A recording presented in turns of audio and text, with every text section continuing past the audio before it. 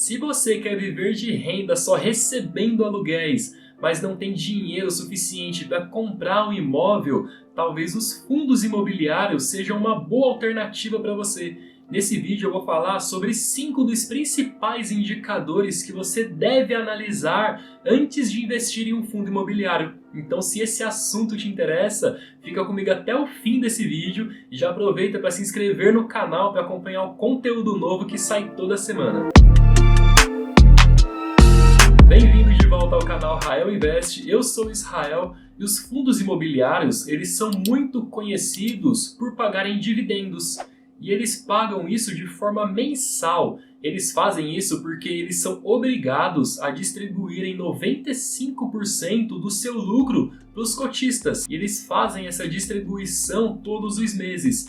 Então o fundo imobiliário é uma ótima forma de você ter uma renda relativamente previsível caindo todos os meses na sua conta. E a Bolsa de Valores tem uma série de fundos imobiliários, inclusive tem vídeo aqui no canal já explicando sobre os tipos de fundos imobiliários. Eu vou deixar um card aqui em cima para você conferir no final do vídeo. Parte dos indicadores que eu vou falar aqui nesse vídeo estão diretamente relacionados aos fundos imobiliários de tijolo, que são aqueles fundos imobiliários que eles compram um imóvel ou compram um terreno para construir um imóvel e depois alugar esse imóvel. Então a renda desse fundo imobiliário vem do pagamento dos aluguéis desses imóveis alugados, o que torna esse investimento um pouco mais simples da gente entender, porque é parecido com aquele sonho que boa parte das pessoas tem de comprar uma casa e alugar e viver só do aluguel dessa casa. Bom, a primeira coisa que você tem que analisar antes de investir num fundo imobiliário é o tipo e o perfil daquele fundo imobiliário, porque eles têm dinâmicas diferentes.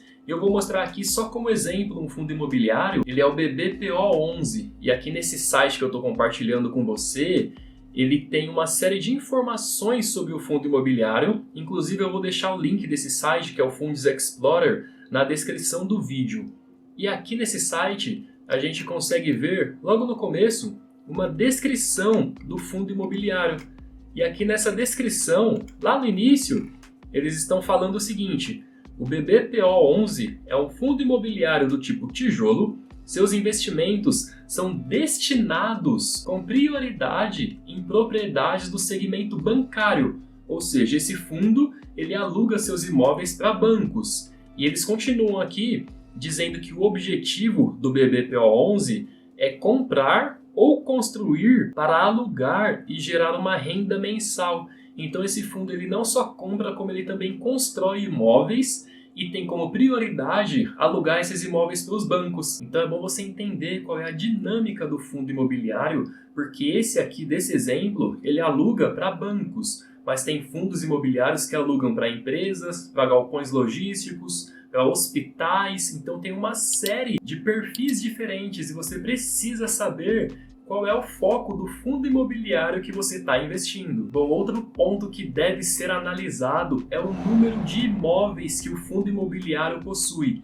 Tem fundos imobiliários que são multimóveis e esses fundos imobiliários são extremamente interessantes porque eles têm diversos imóveis espalhados pelo país e isso faz com que você tenha uma segurança a mais, porque caso o inquilino saia de um imóvel, você tem outros imóveis para poder compensar a falta daquele inquilino. E além de fundos multimóveis, tem os fundos multi-inquilinos. E como exemplo aqui eu posso citar um shopping, porque se trata de um único imóvel com diversos inquilinos, dezenas de inquilinos. Então quando 1, 2 ou 3 inquilinos saem de um shopping, você não sente muito porque você ainda tem muitas outras lojas pagando o aluguel. Isso dá uma segurança a mais para você que está começando a investir num fundo imobiliário. E nem se compara com o investimento tradicional em imóveis, aquele investimento onde você compra uma casa ou compra um apartamento e aluga. Porque no momento que aquele único inquilino que você tem deixar o imóvel, você vai ficar sem renda nenhuma.